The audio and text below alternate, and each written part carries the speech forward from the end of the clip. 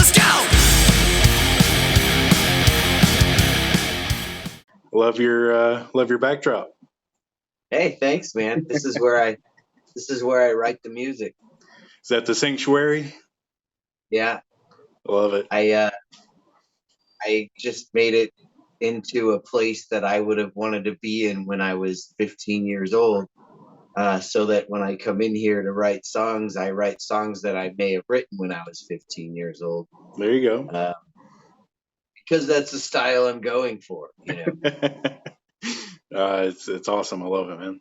Let me turn my volume up. There we go. Is that better? Yep. So what's happening, man? Let's start off with right now. Well, what's been going on? Right now, at this very moment, I've been now working on the Cyanide 21 Gun Salute album since August of 2022. Mm-hmm. That's when we started recording.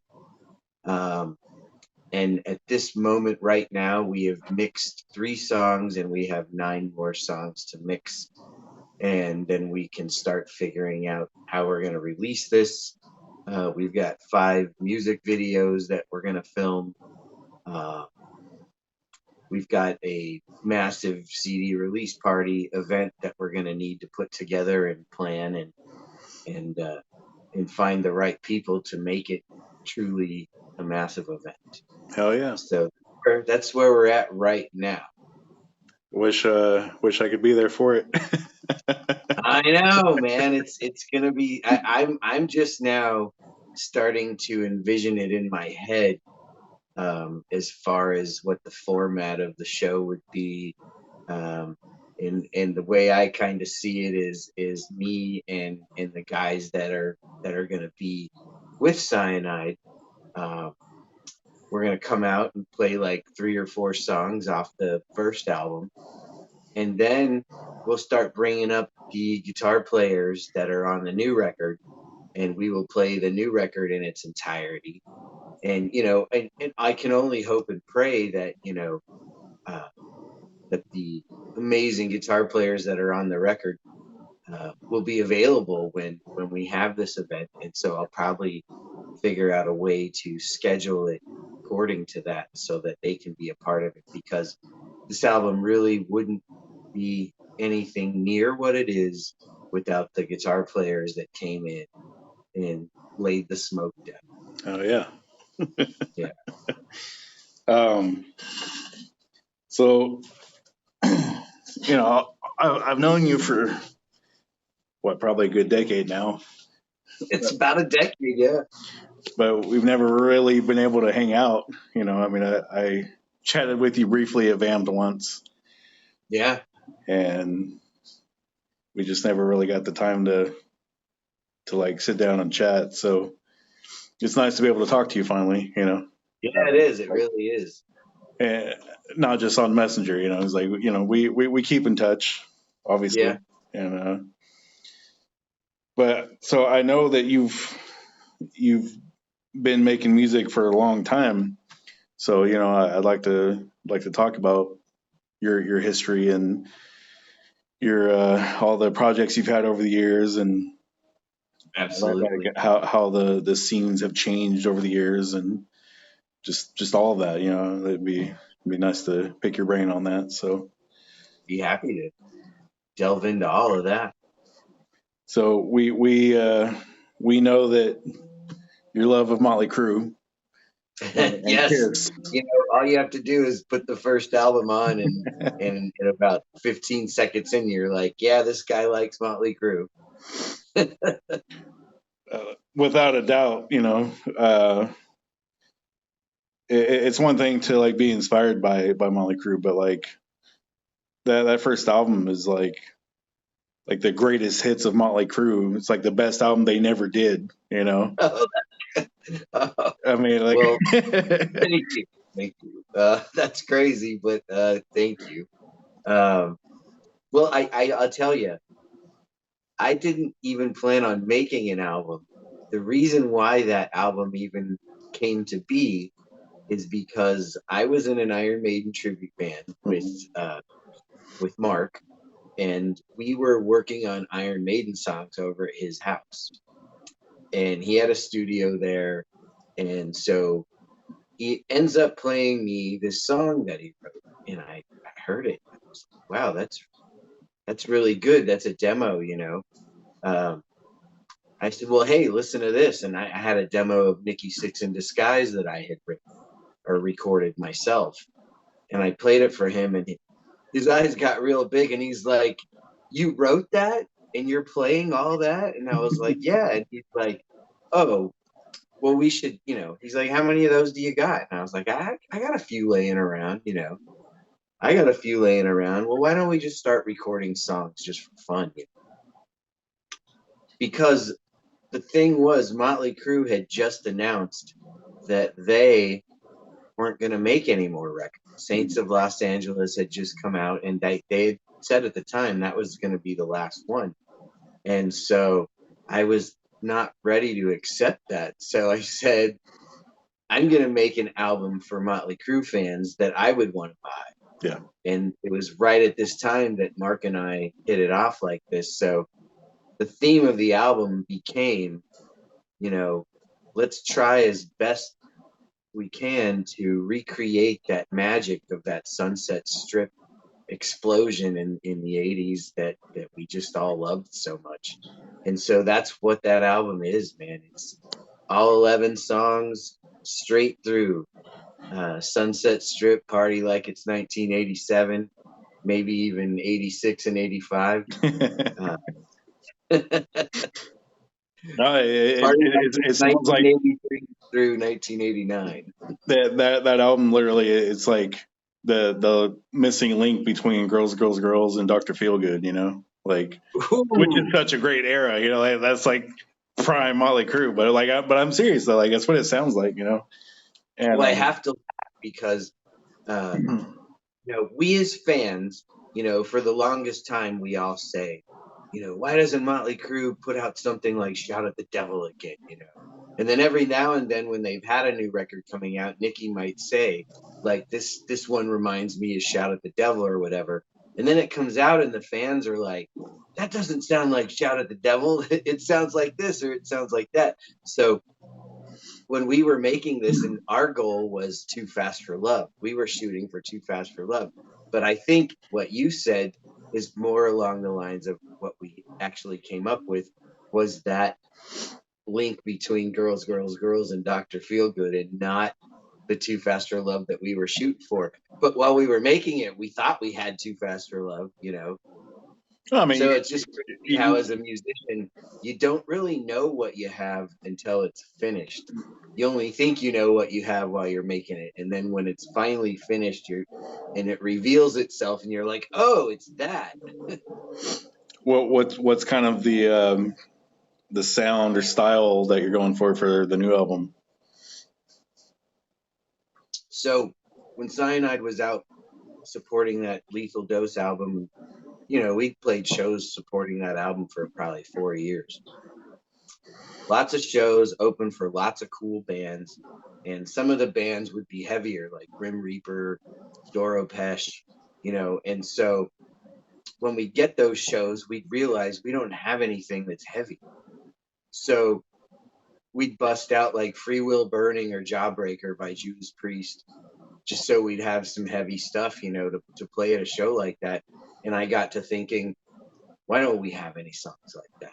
Why wouldn't we have any songs like that? So this record, I focused more on balance instead of the whole album being 11 songs of party, party, party, party. This one has that. This one has 5 heavier metal songs that are more along the lines of Judas Priest and Metallica, Iron Maiden. And then you got 5 glam rock songs that sound like they could have been on the first record. And then we've got 2 sweet ballads. Okay. And for me, like, I always like a well-balanced album. And so I like the fact that it has the heavy and it has the glam, and then we've got the ballads. And I'm really happy with the way it's coming out so far. So are you telling me that you wrote another album that you would buy as a fan?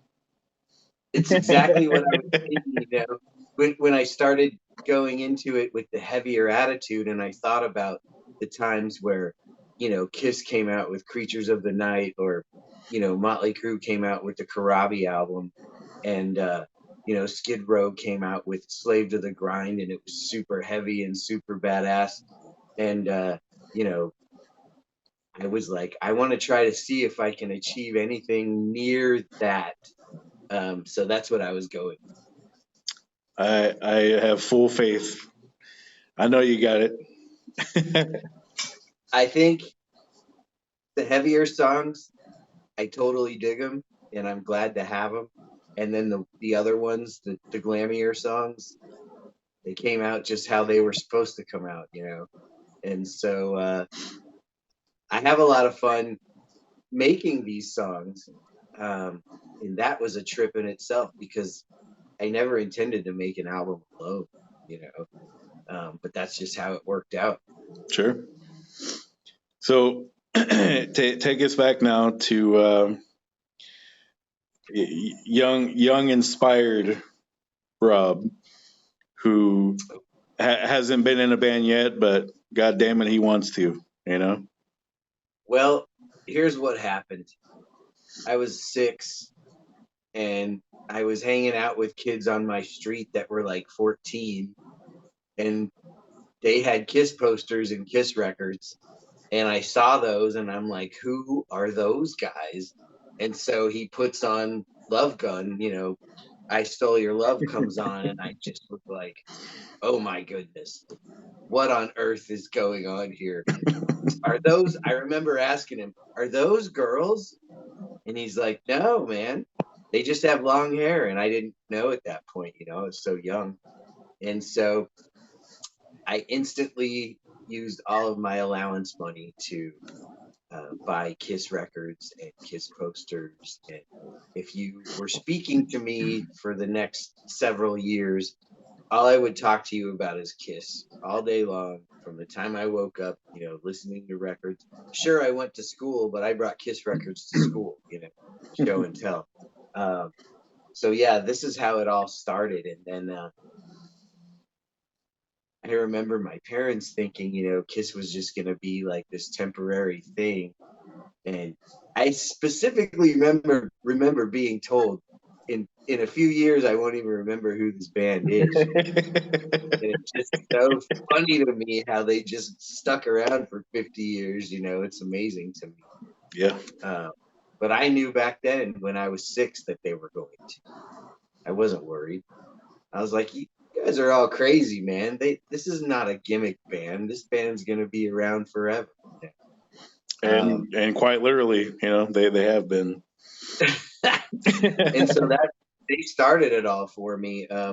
Prior to that, I had been, you know, listening to my dad's records. He had the Beatles and Led Zeppelin and all kinds of cool stuff. And so I had already been, you know, bugging my dad to let me use the turntable and play these records. And so I had been doing that already. But once I started getting Kiss records, I just really didn't care about anything else for Right. several years. And then my aunt Dee got me this little toy drum set for I think my 7th or 8th birthday, and man, I just sat down on it and I just started playing Love Gun on drums, and it's like somehow I just already knew how to play drums, and so that's what I did. I played drums most of my life. I wasn't a singer until much later on, or even really a songwriter. You know, um, I mostly just stuck with the drums for years. So when did you start finding your voice? I always wanted to be a singer back then, you know, in the 80s when I was playing drums, and even in the 90s. You know, I wanted to be a singer, but, you know, I always kind of felt like if the singer's not tall, super thin, and, you know, all of that, you know, that's not me, you know. So I'm going to play drums, and I'm going to, you know, make the band be as great as they can be. And, you know, later on in life, mid-30s, you start thinking to yourself, what have I not done that I need to do? Yeah. And that was like the main thing. You need to sing, and you need to write songs. Like, what are you doing? Why have you still not done this? So I decided that I wanted to sing Iron Maiden songs because I just drive around singing Iron Maiden songs all the time anyway. And it seems fun to me. So I found an ad in Sally Steele's Vegas Rocks magazine, right? Actually, Sally Steele is the reason I'm a singer because in her magazine, I saw an ad for a band that needed an Iron Maiden Bruce Dickinson guy. And I thought, well, this is, I'm going to do this, I knew they weren't going to pick me, but I was like, at least I'll get to sing Iron Maiden with some musicians, That's what I've been wanting to do. And I show up and I do the audition and I didn't even really think I did all that great. And, they're like, well, you're the dude. And I was like, I am. hell, mate. And so I just dove right into that, that came before Cyanide. And I did that for, from 2009 until 2013 when Cyanide came out. Mm-hmm. And then in between that, I was doing things like Out of the Black. I was singing for those guys, and doing like various studio work. I had a band called Bloodshot from 2002 to 2005, where I had various stints where I played drums and then I played guitar, and we released an album, and we were doing pretty good, but it just didn't work out. And I don't even kind of remember where I was going there. I was kind of weaving in and out of eras there. But the way that I became a singer, Yeah. was the Iron Maiden thing, Sally Steele's magazine. I got that gig and I just ran with it and ended up doing that for several years. Super fun. Still doing it now. Yeah. Now we have a new Iron Maiden tribute band called Flight 666. Mm-hmm. And it's this time it's with a bigger show, more attention paid to trying to at least look the part as opposed to just going out there and playing Iron Maiden songs, which is what we were doing before. Yeah. And so it's a lot more fun this time, I think, with the show and dressing up and really getting into character. And so looking forward to continuing that. And also pretty quickly here, we're going to be unleashing a Motley Crue tribute, which I know is going to really shock some people because why would I sing Motley Crue songs? And also wanting to do something different, so we're going to do a little tribute to Stone Temple Pilots. That'd be cool. Yeah, I'm really a fan of Scott Weiland and his vocals, his melodies, his lyrics. I look nothing like him. I'll do my best to give some kind of vibe, but mainly I want to come out and sing his songs and do him justice, which is what I would always want to do. Are you gonna go with like the mid '90s, like the pink hair? Like. I don't know, man, because I'm growing my hair back out, and if I'm gonna do Iron Maiden, but I'm also doing Motley Crue, that's blonde, that's dark brown, there's gonna be wigs involved or a bunch of hair coloring or kinds of crazy stuff. But I really do want to go that extra mile to put some effort into the look and into the show is really what I really want to do differently this time with Cyanide and these other bands that we're doing is really make it an event, make it a show. Oh yeah. Especially in Vegas, Yeah. You got to go that extra mile. Been wanting to do it for a while, and it just seems like the time to do it. For the Iron Maiden tribute, are you doing just Bruce, or are you doing Paul Di'Anno stuff too? A lot of Paul Di'Anno stuff in there. Got a lot of love and respect for the Paul Di'Anno albums. Um, Prowler, Killers, Phantom of the Opera, Wrathchild. Uh, what else is in there? There's another one in there. I think there's a total of 7 so far that we You got got in there. Running Free. Running Free's in there. Yep. And there's many more on deck to learn. Like at some point you'd think maybe you just know all the songs off those first 2 albums and just occasionally throw them out there. They're all so great. Oh yeah, no, there is no weak track on the first 9 Maiden albums. There's like not one bad song. Right? You could just sit there and listen to it for an entire day and be completely entertained. Love it. I know because I've done it. I know that you have. So my next question would be, when's the Def Leppard tribute coming? I really would love to be involved in a Def Leppard tribute of some sort. If I ever got the opportunity, I would totally do that. I am a fan even of Diamond Star Halo. So yeah, it was solid. Yeah, I did not ever. In fact, with all of these bands, I've as a kid, Kiss changed so much, and it never fazed me because I was a young kid and I didn't even understand that people expect bands to stay the same forever. Right. So to me, it just seemed natural that Kiss, evolved into, those costumes when Dynasty came out. So when Motley Crue did it years later, when Theater of Pain came out, and they had a drastic change of look, and everyone was kind of tripping on it. And I was like, what does it matter? Like, it's an era, it's not forever. Like, yeah. And so, yeah, I've always been a dude that I like to evolve with my bands.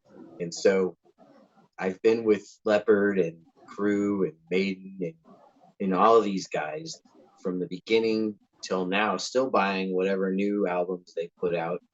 And that's just who I am, man. That's what I do. That's the kind of music I make. And, I'm just going to keep doing that. I don't see any reason to ever try to do something that isn't exactly who I am. Exactly. I have tried that in the past, and I realized that it's not worth it. It doesn't work. So you might as well continue to make the record that you would want to go buy, continue to be in the band that you would want to go see, and then hopefully some other people will agree. Fully agree. Now we'll keep talking about Motley Crue for a second because I'm curious on your thoughts because we haven't talked about this at all. Right. Obviously Mick Mars is gone and he's finally doing a solo album, and then they got a new album in the works. How do you feel about Mr. John 5 coming in and then putting out another album? 16 years later now after Saints of Los Angeles, which is crazy. First of all, with any of my bands, Motley Crue, Iron Maiden, Kiss, Van Halen, Rat, it doesn't matter who it is. If there's ever new music that's going to come to me from those bands, I'm always going to just jump right on it the day it comes out. Same. I don't understand why everyone isn't still like that, but that's how I still am. And so if Motley's going to give me a new record and I get to wake up one morning and drive to the record store and buy a new Motley Crue album, hell yeah, I'm going to do that. I love Mick's stuff that I've been able to hear. Super happy that he's finally able to get his album out, and that I've been championing Mick Mars since the 80s. I've always thought he's a fantastic guitar player. Love his slide guitar playing. Love his sense of melody in writing a solo that you're just kind of like, it's its own song within a song. Yeah. So yeah, I love all that. And I will be looking forward to hearing all of it. I mean, yeah, and like what you just said, Mick is the only guitarist they've ever had. So, and he didn't have a backup guy. He didn't have a second player, rhythm player. It was always him. He was in a sense, he was like the Eddie Van Halen of Motley Crue. Like he was that guy. And for some reason, um, it's like everything else about Motley Crue always kind of overshadowed his guitar playing. For whatever reason. It's like I don't know why. It's like, but It's because in that time, it was the time of the extremely fast, flashy, uh, technically blinding lead guitar player. And true. that was impressive. And Mick was like, I'm not doing that. I'm going to play these sleazy, dirty blues chords and this dirty, sleazy slide guitar. Not to mention there's cowbell all over those albums. You got slide guitar and cowbell. I mean, it was an unbeatable combination. I was surprised in the 80s that more people didn't realize how amazing Mick was. I hate that Mick's, not going to be in Motley Crue anymore. But I also hated it when Vince wasn't going to be in Motley Crue anymore. I hated it when John wasn't going to be in Motley Crue anymore, or when Tommy wasn't in the band. Didn't like it. Still went, still supported it, still bought whatever album came out from each of those eras. Um, and I think it's because of the years that Kiss prepared me. Here was Love Gun, and then here was Dynasty, and then there was solo albums before that, and then there was The Elder. Yeah. And The Elder was so strange because I was only 9 or 10 when it came out, and again, I was too young to really understand what they had done. All I knew was here was a new Kiss album. I'm going to listen to it every day until I know every song, right? Yeah. And not one kid in my neighborhood liked it. So it went from the day before The Elder came out, every kid in the neighborhood was a huge Kiss fan. And then The Elder came out, and then the next day we were fighting about Kiss on the playground. It was so crazy how it changed overnight. That album really made those kids mad. Strange. I mean, And and over time, that album specifically is, I think a lot of the people that hated it then or have always hated it, they're finally like kind of opening their eyes to it, like that's a good album, like, oh, they can play. It's I'll, like, yeah, what? I'll raise my hand and admit all the time that I regularly will put The Elder on and listen to it willingly and enjoy it. Literally nothing wrong with that. Nothing wrong with that at all. Yeah. And that's another thing. It's like, so we talk about Motley Crue, but with Kiss, I've heard plenty of times over the last couple decades about, Kiss can't really play, or Kiss, they're just the image and that's it. And it's like, have you listened to their albums? Like it's just good, solid fucking rock and roll, bro. Mm-hmm. What are you wanting? And I mean, it didn't like as far as the music goes. I mean, it was up to par for the day anyway. In the '70s and '80s, especially. Like, I don't know. They changed with the times and they did what they had to do to keep the band going. And I will always say to any band that, the music business is really hard for somebody to make it. You a band like Kiss that became the superstars that they became, that was really hard for them to do all that. And so that means to me that they can stay at that party as long as they feel like they want to because they earned that.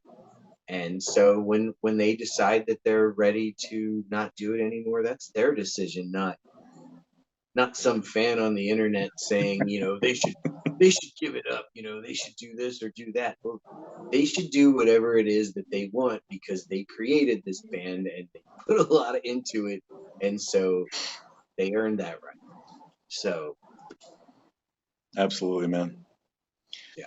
Um, so you got the album release idea. What else is the rest of the year looking like? Man, there's so many possibilities right now because we don't really know what direction we're going to go with all of this yet. It's all still kind of unfolding right now. So it's pretty exciting. And I don't really know I mean, I'm going to assume that the rest of the year is going to involve several Flight 666 shows. In fact, there's going to be one March 1st at Vamped. Um, a few of those Motley Crue shows, a few of those Stone Temple Pilot shows, and a few Cyanide shows, you know. And I feel like that really just makes for a fulfilling year. So I'll be looking. I hope that's how it all plays out. So I'm gonna be cautiously optimistic and say that's what the rest of the year is. Okay. Now, who who is left on your bucket list to see live? Oh God,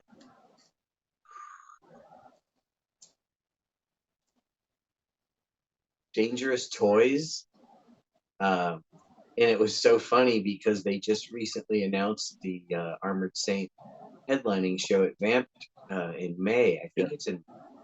And so I had noticed that Dangerous Toys was out touring with Armored Saint, and so I immediately thought, oh my God, not only am I going to see Armored Saint at Vamp, but I'm also going to see, you know, those guys, Dangerous Toys, for the first time at Vamp. It's going to be amazing, but they're not at that show. So, but at the same time, at the same time, I still get to see Armored Saint at Vamp. So like, there is no lose in this situation. Like, No. that's going to be an amazing night. Yeah, absolutely. Yeah. Uh, I saw them at Vamp in 2018, and I think it was I want to say it was Armored Saint and Active Defiance. I want to say, Oh, okay. and I interviewed John Bush that day too, and it was like just one of those things. Like I can't believe this is happening. Sort of, like we chatted outside on the balcony, and super super super down to earth, super sweet dude. And it's like, Lungs made of iron. dude, he's got such a good voice. Like he sounds exactly the same live as he does on album. It's awesome. Crazy. Yeah. Yeah, John Bush is a good dude. So yeah, Armored Saint, awesome live. Um, I hope you definitely get to go to that. I hope you get to open for it. Like You know, wouldn't that be something? I think maybe that's already handled, but if it's not, I'll be there either way. So absolutely, dude. Um, is there any? Are there any newer local bands that you've been kind of playing shows with, or keeping an eye on, or anything? I have not even. I mean, Flight 666. First of all, I was away from the whole music scene for like 4 years, and I really didn't think that I was going to be able to make it back. A lot of things went down in life that would have really stopped me from doing this anymore, and I feel really blessed that I'm now getting a chance to do this again, and it possibly even a higher level than last time, which was super fun and super exciting. So, I'm really just excited that this is happening. So, I, yeah. I know it's been a journey, and like I said, I'm excited for the new album, especially if you're gonna have some Priest flavor on there. Dude, first of all, you know, Jason Constantine, who mixed and mastered the first album, but did not get to produce it because we handed him, a finished recording and asked him to please fix it, and please save this, and he did that. And so this time I got to make the whole entire record with Jason from the very beginning. And I played all the instruments because didn't have a band, didn't even really necessarily know if there was going to be a band. There was all kinds of turmoil going on in life throughout the making of the record, and it was like, to me, it's amazing that I even got the record written, much less now it's almost finished. We got it recorded, now we're mixing it. It's really surreal to see the ebb and flow of all that, and at some points thinking this just isn't going to happen. There's not going to be a band. There's and now everything's just looking so amazing. It's it's really cool. It's really a blessing. You proved yourself wrong, and I can't even tell you how many people I probably said to that, I'm done. I won't be back out there. So yeah, rise from the ashes and create something that you can be proud of, and good things might happen. And so that's what's going on here. So yeah, working with Jason this time has just been, I keep sitting there thinking, man, I wish I could go back and remake the first album with him from the beginning, more like this one.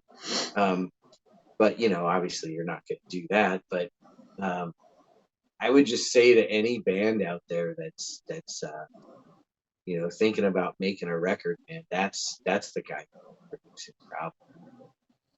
If you're good enough that he would want to produce your album and you can make that happen, you should definitely make that. Yeah, I could. Not that I've recorded an album with him, but just based on everyone that I know that knows him and me knowing him too, and knowledge of music just so broad based.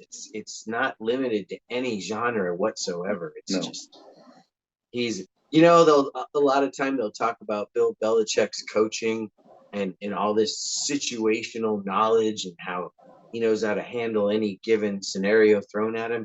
Right. And that's kind of what it's like working with the wizard, Jason Constantine. Whatever happens during the recording process, he analyzes it and solves it. And moving on.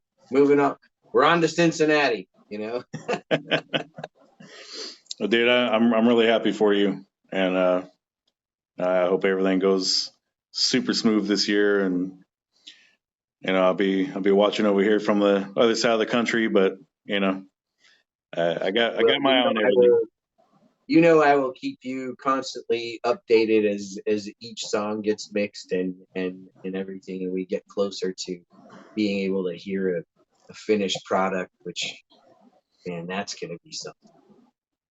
I'm excited. All right, Rob. I most definitely appreciate your time. It was awesome to finally have a real chat with you.